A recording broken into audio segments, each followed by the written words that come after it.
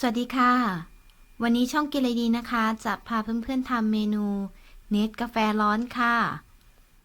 สำหรับวัตถุดิบหลักๆของเรานะคะได้แก่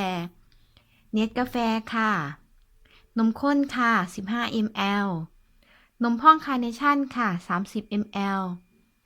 คอฟฟี่เมด2ช้อนชาค่ะและสุดท้ายนะคะน้ำร้อนค่ะ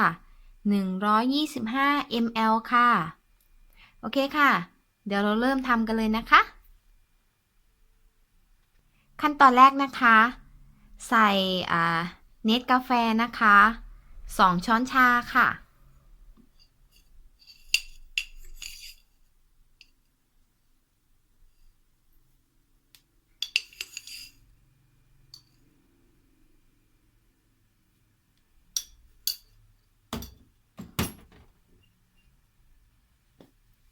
Coffee Mate นะคะ2ช้อนชาค่ะ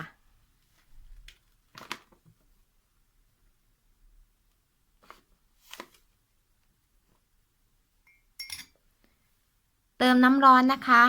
125 ml ค่ะ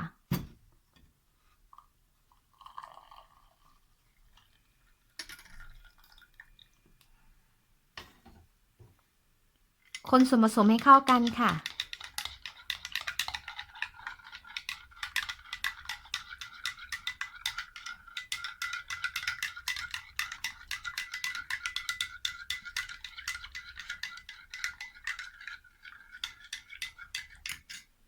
จากนั้นนะคะนมข้นค่ะ15 ml ค่ะความหวานนะคะเราสามารถปรับได้ตามใจชอบนะคะ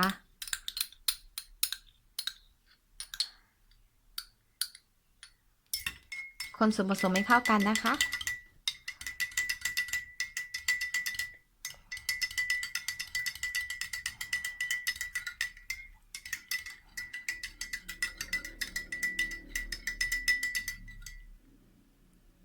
โอเคค่ะ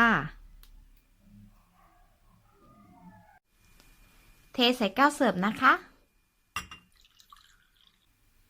สุดท้ายนะคะเทนมพ่องค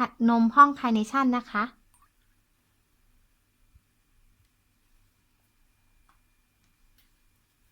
เสร็จแล้วค่ะเนสกาแฟร้อนของเราค่ะ